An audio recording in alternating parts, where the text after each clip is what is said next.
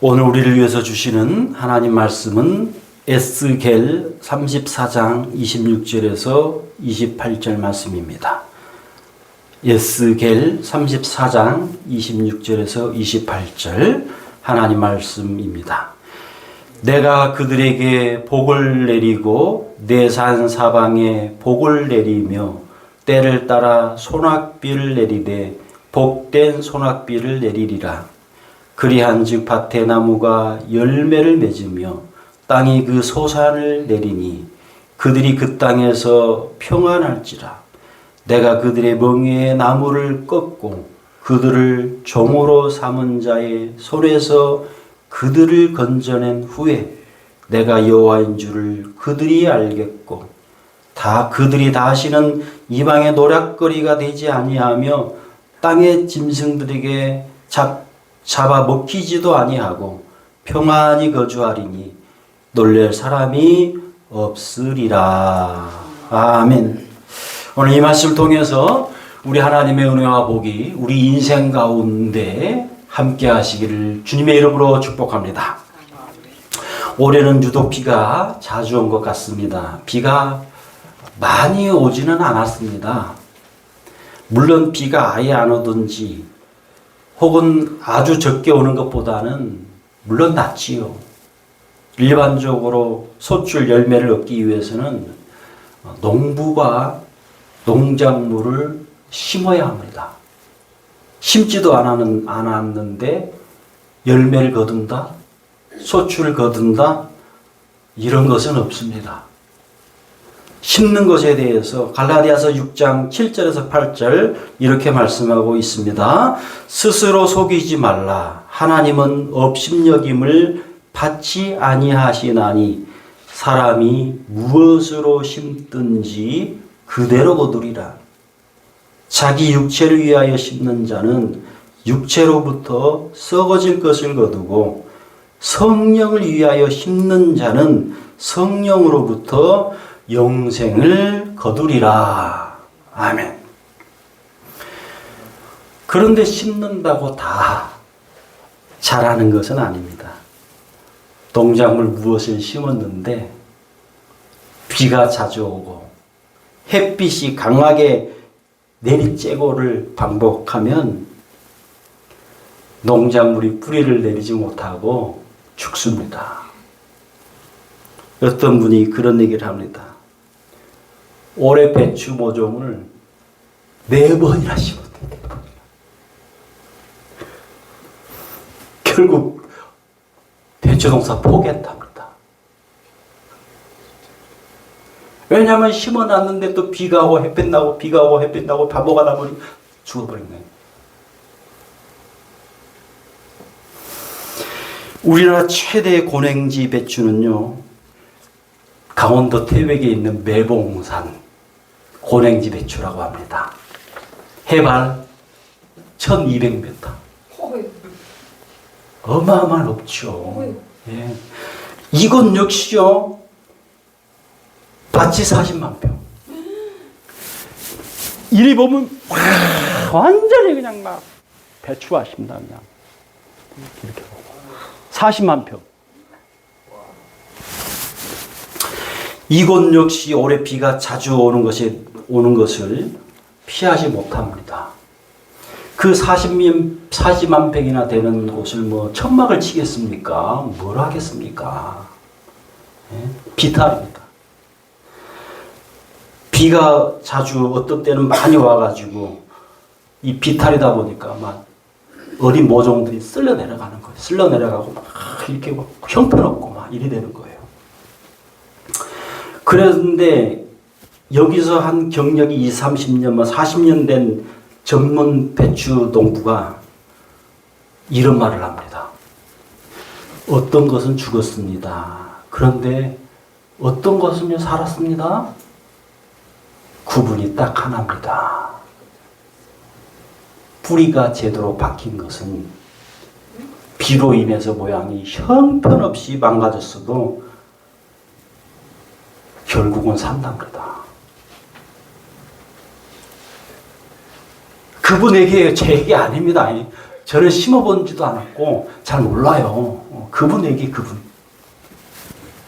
그런데 모양이 좀 이렇게 좀 약간 좋고 그런 것도요. 뿌리가 죽은 것은 못 산답니다. 그래가지고 뿌리가 죽었는지 살았는지 보고 죽은 건요. 치워버립니다. 과감하게. 그 동부가.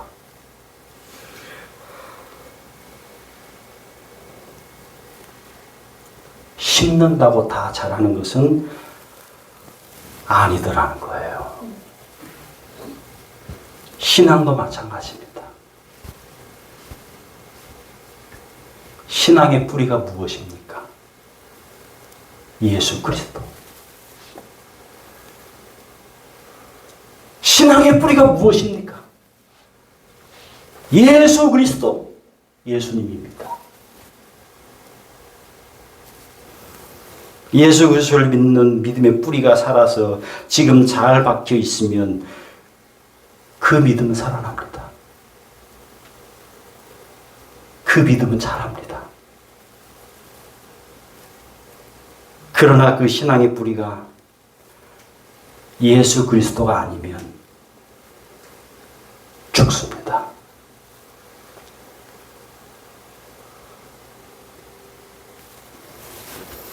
예를 한번 들어보겠습니다. 부모님 때문에 교회에 계속 나온다. 누구 따라 교회에 나왔다. 물론 교회에 나온 것만으로도 대단한 것일 수도 있지만 그래서 예수 그리스도라는 믿음의 뿌리가 없다. 그 신앙은요. 잘할 수가 없습니다.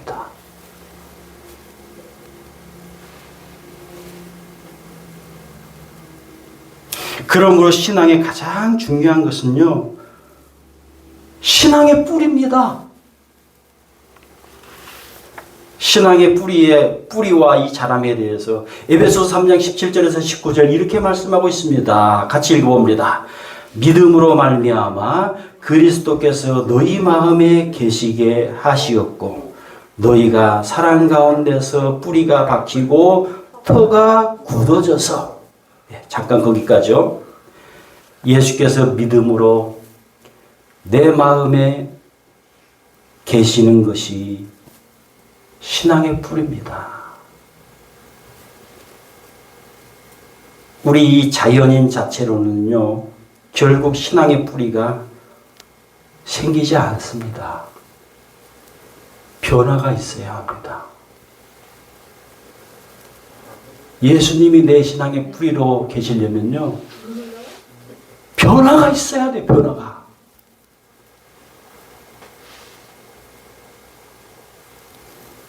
자, 18절 계속 있습니다. 능히 모든 성도와 함께, 거기까지요. 능히 모든 성도와 함께. 신앙생활은 더불어 함께 하는 것입니다. 혼자가 아닙니다. 자, 계속해서 지식에 넘치는 그리스도의 사랑을 알고 그 너비와 길이와 높이와 깊이가 어떠함을 깨달아 하나님의 모든 충만하신 것으로 너희에게 충만하게 하시기를 구하노라. 아멘. 자, 이제 농작물을 심었고 뿌리가 박히고 잘 자라서 적든 많든지 이제 열매라는 것을 맺습니다. 이 열매는 사람의 입을 통해서 대부분 이 사람의 몸으로 들어갑니다. 그리고 사람을 살게 합니다. 누구든지 먹지 않으면 죽습니다. 먹지 못하는데 사는 사람은 없습니다.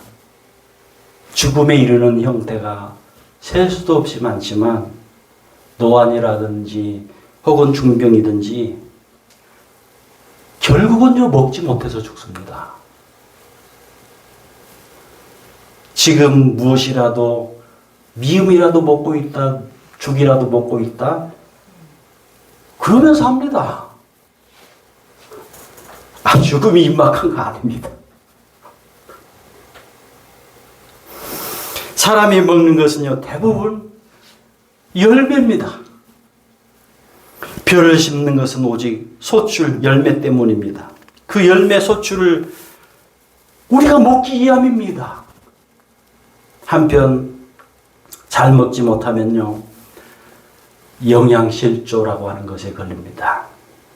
현 우리나라는 영양실조와는 거리가 먼 이야기입니다만, 많이 먹으라는 말이 지금은 좀 욕하는 것 같이 들리는 그런 때를 우리가 살고 있습니다만, 우리나라도 1950년대, 1960년대, 1970년대에는요, 잘 먹질 못해가지고 먹을 것이 부족해서 몸이 연약하기도 했습니다.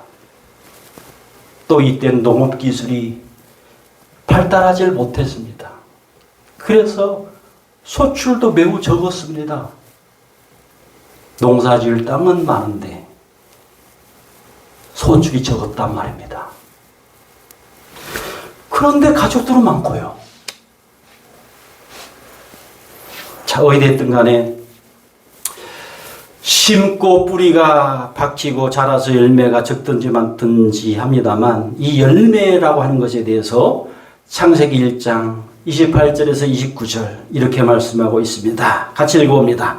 하나님이 그들에게 복을 주시며 하나님이 그들에게 이르시되 생육하고 번성하여 땅에 충만하라. 땅을 정복하라. 바다의 물고기와 하늘의 새와 땅에 움직이는 모든 생물을 다스리라 하시니라. 하나님이 이르시되 내가 온 지면에 씨 맺는 모든 채소와 씨 가진 열매 맺는 모든 나무를 너희에게 주노니 너희의 먹을거리가 되리라. 하나님이 사람을요, 먹어야 사는 존재로 만들었습니다. 먹어야지 뭐 생육하고 번성하든지 하죠. 그리고 그 먹을거리를 열매로 주신 겁니다. 우리에게, 우리 사람에게. 먹을거리를 주고 계시는 우리 하나님 앞에 모든 감사와 존귀와 영광을 이 시간 올려드립니다. 이제 신앙의 열매를 우리가 생각을 해보십시다. 신앙의 뿌리는 앞서 말씀드린 대로 예수 그리스도입니다. 예수 그리스도이기 때문에 필히 변화가 있어야 한다고 제가 말씀을 드렸습니다. 신앙의 뿌리가 분명하고 분명하면 반드시 신앙 잘합니다. 신앙이 잘하는데 연단이 있습니다. 연단. 농작물이 자라는데 비, 바람 뭐 이런 것들이 있듯이 더위도 있고요.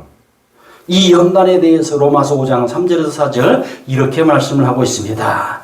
같이 읽습니다. 다만 이뿐 아니라 우리가 환난 중에도 즐거워하나니 이는 환난은 인내를, 인내는 연단을, 연단은 소망을 이루는 줄 알미로다. 아멘.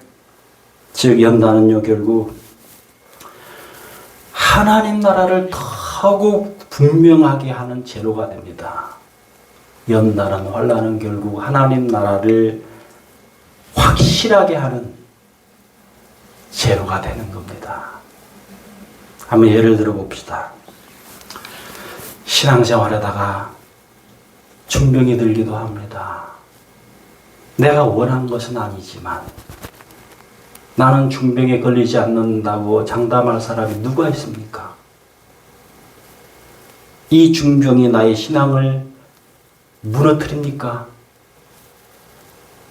어떻습니까, 여러분? 아닙니다.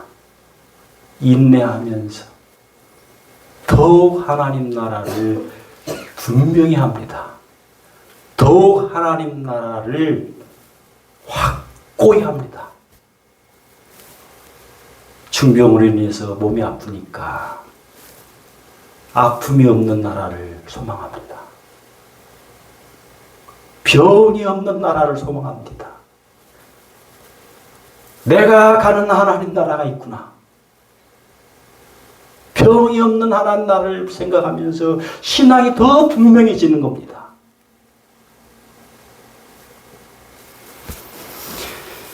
나이 들면서 여기저기 아픈 데가 자주 늘어만 갑니다.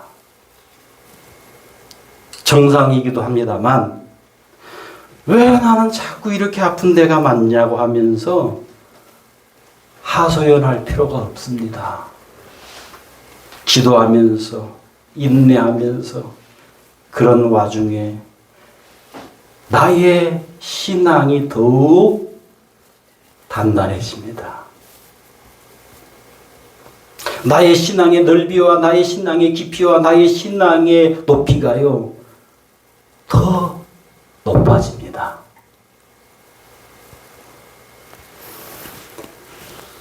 연단의 때에, 환난의 때에 신앙의 깊이와 넓이와 높이가 작아져서 하나님을 향하여 원망하고 하나님을 향하여 불평하면 안 됩니다. 환난이 인내가 연단이 소망을 이루게 됩니다. 결국은. 그러면서 신앙 성숙의 열매를 주렁주렁 그 연단을 통해서 환난을 통해서 신앙 성숙의 열매가 주렁주렁 맺게 됩니다. 신앙의 젊은 후배들이 이구동성으로 그런 말들을 합니다. 저분의 신앙을 본받아야지. 연단 환난 중에서도 저렇게 신앙 성숙의 열매를 맺는 사람들 보고 그렇게 얘기한다는 거예요. 저분의 신앙을 본받아야지.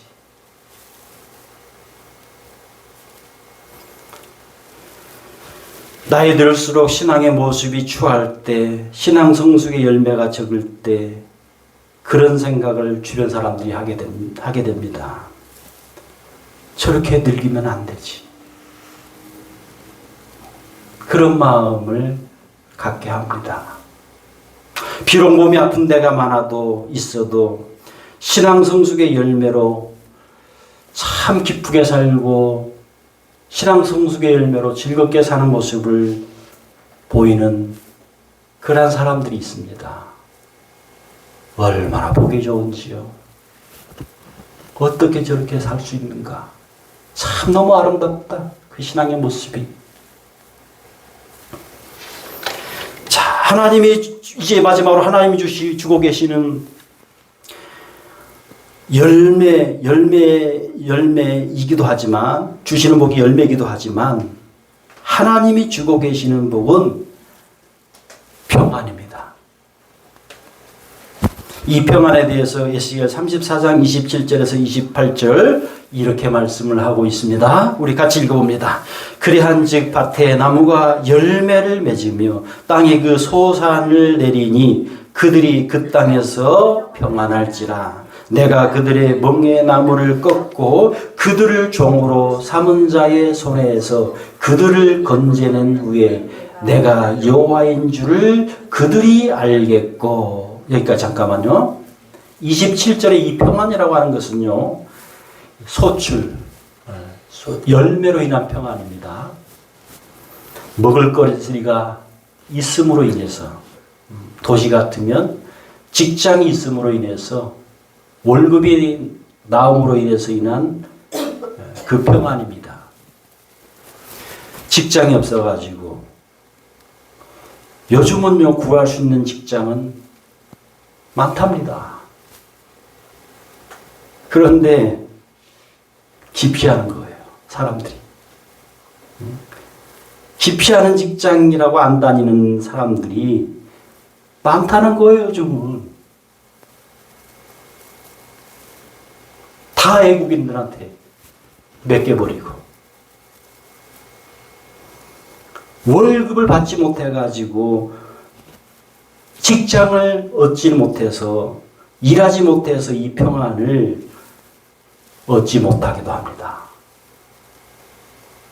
자, 28절 그들이 다시는 이방의 노락거리가 되지 아니하며 땅의 짐승들에게 잡아먹히지도 아니하고 평안히 거주하리니 놀랄 사람이 없으리라. 외국 사람들이 우리 한국 사람들 보면서 의아해하는 것이 있답니다. 그 중에 하나가 아니 저 한국은 말이야 남과 북으로 분단된 나라인데 그래서 언제 어느 때 전쟁이 지금 발발할지도 모르는데 어떻게 그렇게 한국 사람들은 태평해? 어떻게 한국 사람들은 그렇게 평안하냐? 심지어는요 외국인들 중에 그런 분들도 있답니다. 그런 한국에는 나 관광 안 가버릴래. 일본이나 다른 나라로 갈래. 이런 분들도 제법 많다는 겁니다. 외국에서는 그렇게 보는 분들이 있을지라도 어떻습니까? 우리나라 한국 사람들은요 평안합니다. 우리나라 한국 사람들은요 태평합니다. 왜입니까? 하나님이 이 나라를 지켜주신다는 것 때문에 그렇습니다. 하나님이 이 나라의 전쟁을 막아주신다. 신앙의 확신 때문입니다. 그래도요 이러쿵저러쿵 예수 믿는 사람들의 숫자에 대해서 이러쿵저러쿵 몇 만이니 말이 많아도요 한국에는요 예수 믿는 사람들이 많지 않습니까? 무슨 말입니까? 예수 믿는 사람들이 많다는 것은요 하나님이 보시기에는 나라의 힘입니다. 국력입니다. 하나님이 보실 때는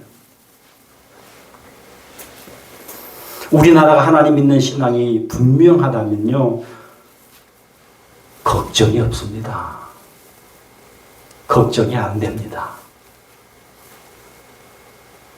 우리나라의 평안에 대해서는 북쪽 이스라엘 성경의 북쪽 이스라엘 구약의 남쪽 유다가 망한 것은요 그들의 우상 숭배 때문이었습니다. 그들의 우상 숭배로 인해서 국력이 작아진 겁니다. 하나님 보시기에. 그러니까 하나님이 그 나라들을 다른 나라에 망하게 해버립니다.